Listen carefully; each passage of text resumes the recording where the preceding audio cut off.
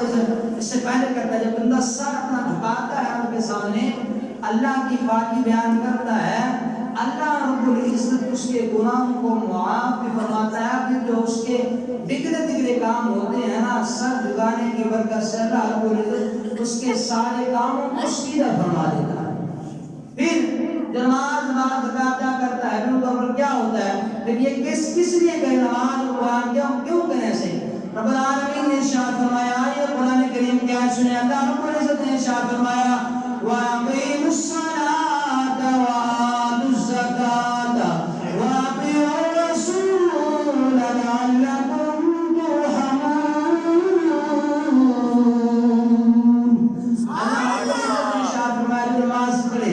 جو زکات ادا کریں، فرمایا نماز پڑھو، زکات ادا کرو، اللہ اور رسول کی اطاعت کرو۔ کیوں کریں؟ پھر کیا ہوگا؟ اللہ فرماتا ہے لعلکم ترحمون، تاکہ تم پر رحم کیا جا سکے۔ یعنی جو بندہ نماز پڑھتا ہے، زکات ادا کرتا ہے، اللہ کی رحمت کی امید رکھتا ہے، پھر اس بندے پر اللہ کی طرف سے رحمت نازل ہوتی ہے۔ تو جس بندے پر اللہ کی رحمت نازل ہو، پھر اس دوسری دنیا کے کوئی بھی بندہ جادو ٹونے فلاں والے جو ہے وہ جتنی مرضی کوشش کر لے، پھر اس بندے کا نصیب بگڑا نہیں، سیدھا ہی رہے۔ پھر جو بندہ نماز بندہ پڑھتا ہے، پھر اس کا فائدہ کیا ہے؟ نماز بندے کو کیا کچھ عطا کرتی ہے؟ نماز ذکر ہے، فرمایا وَأَقِیمُوا الصَّلَاةَ ذِکْرِی۔ پھر جو بندہ نماز فرمایا کہ میں اللہ فرماتا ہے کہ میری یاد کی نماز قائم رکھ، پھر کیا ہوتا ہے؟ اللہ رب العزت نے ارشاد فرمایا ان الصلاۃ تنہی عن الفحشاء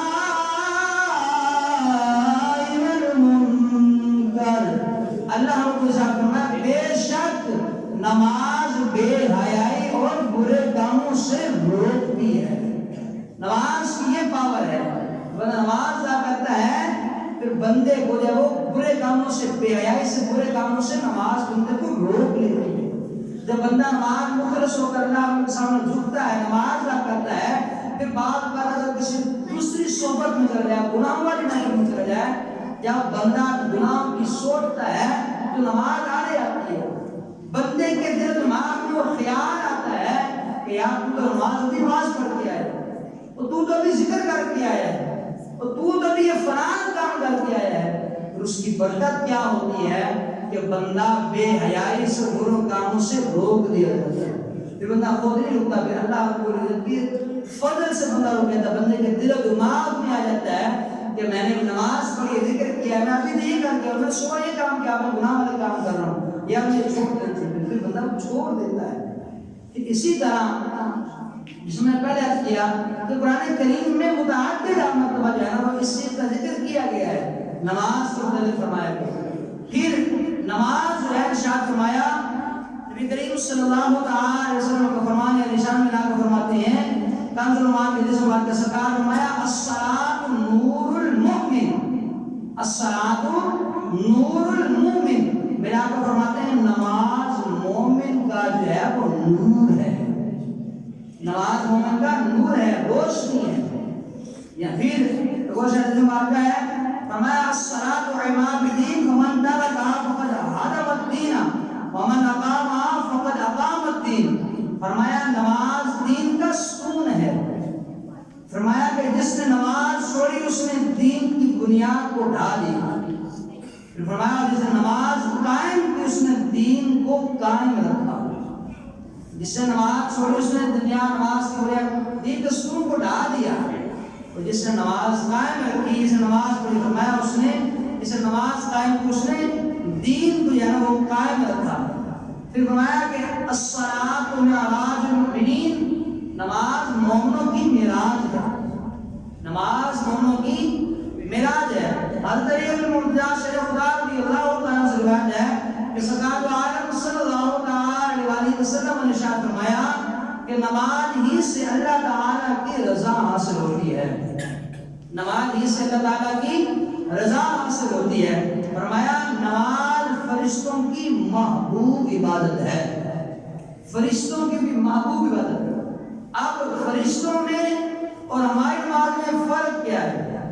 اللہ رب العزت کچھ فرشتے فرشتے خدا آسمان کا جو اپنا وہ ان کی ڈیوٹیاں ہیں وہ سر انجام دے رہے ہیں، نماز پڑھ رہے ہیں، رکوع، اچھا وہ کچھ ایسے ہیں جو قیام میں کھڑے ہیں، کچھ ایسے ہیں جو رکوع میں ہیں، کچھ ایسے ہیں جو وہ سجدے میں ہیں، لیکن جو نماز کے نام ہم لوگ ادا کرتے ہیں نا، ان میں کچھ فرشتے ایک رکن پکڑ کے کھڑے والا تھا کہ ہم تو بیان کر رہے ہیں۔ لکھتے ہیں کہ مومن مسلمان کو اللہ کو عزت نے یہ سلسلہ، یہ محبت کا سلسلہ جو ہمیں عطا فرمایا ہے کہ ہمیں ان کی وہ علیحدہ رکھ کرے ہیں، لیکن ہمیں اللہ کو عزت نے یہ سارے کام کرنے کی توفیق عطا فرما دی ہے۔ یعنی ہم نماز میں قیام، رکوع، سجود سارے کام ہم کرتے ہیں، لیکن وہ فرشتے ایک ایک چیز کو پکڑ کر کھڑے ہوتا کہ ہم بیان کر رہے ہیں۔ پھر فرمایا کہ نماز جو ہے انبیاء کرام کی سنت ہے، فرمایا نماز معرفت نور ہے، نماز ایمان کا جز ہے، نماز دعا کی قبولیت کا ذریعہ ہے، رزق میں برکت کا سبب ہے۔ فرمایا نمازی جو ہے، نماز ہے وہ دل کا نور ہے۔ فرمایا منکر نکیر کے سوالوں کے جواب کا وسیلہ ہے، یعنی آسانی ہے، قبر میں مونس و غمخوار ہے۔ فرمایا میدان قیامت میں سایہ اور سر کا تاج ہے۔ فرمایا نماز دوزخ کے درمیان پردہ ہے، دوزخ کے درمیان پردہ ہے۔ لیکن فخالف من بعد خلق دعوا الصلاة والشهوات فسوف يلقون غيا۔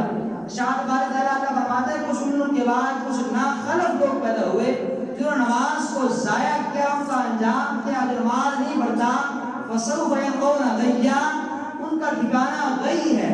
غی جہنم کا وہ حصہ ہے کہ جس سے جہنم خود پناہ مانگتی ہے، اتنا سخت ترین حصہ ہے۔ فرمایا جو بے نمازی ان کو وہاں پر جانا وہ ڈال دیا گیا، وہ سخت حصہ جس سے جہنم خود پناہ مانگتی ہے، جہنم خود ڈرتی ہے، سمجھ سادہ رسول۔ پھر فرمایا کہ نماز میزان کو بوجھل کرنے والی ہے، پل صراط سے پار کرنے والی ہے۔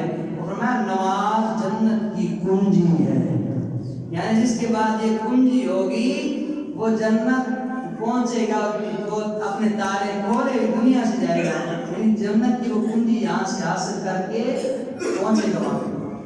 نماز ایسا ذکر ہے، ایسی عبادت ہے کہ بندہ جب اس کو ادا کرتا ہے نا، تھکاوٹ بھی اللہ کے فضل سے دور ہوتی ہے، رزق میں برکت ہوتی ہے۔ تھکاوٹ والی بات ایک بنی کوئی دردوں مرتبہ یہ آسمائی ہوئی چیز ہے، دردوں مرتبہ جب تھکے ہوئے حالے میں فلاں کام کے فلاں کیا، نماز پڑھی، دو رکعتیں پڑھی، یقین کرو جسم جو ہے نا وہ ایک سکون جسم میں آ جاتا ہے کہ بندہ اب نماز پڑھی۔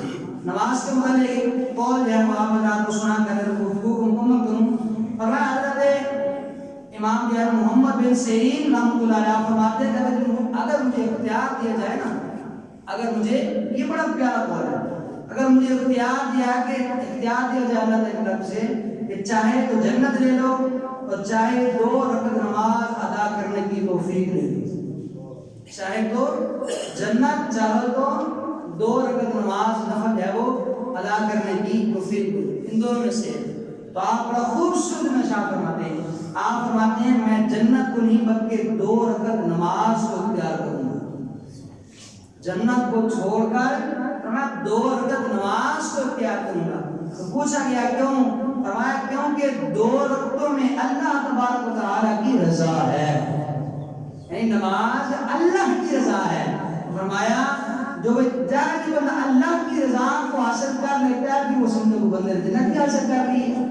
فرماتے ہیں کہ 2 رکعت نماز ہے اس میں اللہ کی رضا ہے، فرمایا جنت میری ہے، لہذا میں اپنی رضا پر اللہ تعالیٰ کی رضا کو ترجیح دینا چاہتا ہوں۔ یہ پیارا بولے جنت کیا 2 رکعت نماز، اللہ کی رضا اس میں ہے تو پھر میں اسی طرف جاؤں۔ تو نماز اللہ کی رضا کے لیے ادا کرو، اس سے غافل نہ ہو، اس سے غافل نہ ہو۔ جو بندہ اس سے غافل ہوتا ہے، نماز سے دور ہوتا ہے، رزق میں برکت بھی ختم ہو جاتی ہے، گھر میں برکت ختم ہو جاتی ہے۔ اس نے پہلے عرض کیا نا کہ 10-11 سال کا بچہ بھی اگر گھر میں بے نمازی ہے اس کی نوشی پھر بھی دوسروں کو اس کا پورے گھر میں اس کا اثر پڑتا ہے. لیکن جب گھر میں سربراہ ہی 8 دن کے بعد جمعہ مبارک میں سے تشریف لائے، اس کے علاوہ کبھی کبھی نماز پڑھ لی تو پھر اس کی نحوست کہاں تک پہنچے گا اندازہ کر سکتے ہیں. میرا بھائی جمعہ مبارک کے علاوہ بھی نماز 5 دنوں پر فرض ہے. نماز تحفہ معراج ہے. میرا آقا صلی اللہ علیہ وسلم معراج تشریف لے کے اس وقت معراج کو تحفہ اللہ کو عطا فرمایا. اسی لیے نماز میرے آقا کی آنکھوں کی ٹھنڈک ہے. میری جو امتی نماز پڑھتا ہے نبی کریم صلی اللہ تعالی علیہ وسلم کی آنکھوں کو ٹھنڈک پہنچاتا ہے، اور جو نہیں پڑھتا پھر اس کے مطابق برعکس آ جائے وہ تکلیف پہنچاتا ہے. ٹھیک ہے، نماز قائم رکھیں. اس سے گھر میں سکون بھی ہوتا ہے، اطمینان بھی ہوتا ہے. بچے جگتے ہیں، بچے عادت بناتے ہیں، بچے میں شاہ نمازی کریں گے، بچے نمازی ہوں گے، ہر گھر میں ہر بندہ نمازی ہوگا تو پھر اللہ کی رحمت جو ہے وہ ہر گھر میں برسے گی. پھر گھر میں برکت ہوگی، پھر برکتی ہوگی. رب العالمین کی بات کو بڑھنا کر دعا کہ قرآن ہم سب کو پکا سچا نمازی بنے، اپنی رضا کے حوالے مت جائیں. جس میں اللہ کی رضا راضی ہے ہم سب کو عمل کرنے کی توفیق عطا فرمائے. وما علینا الا البلاغ.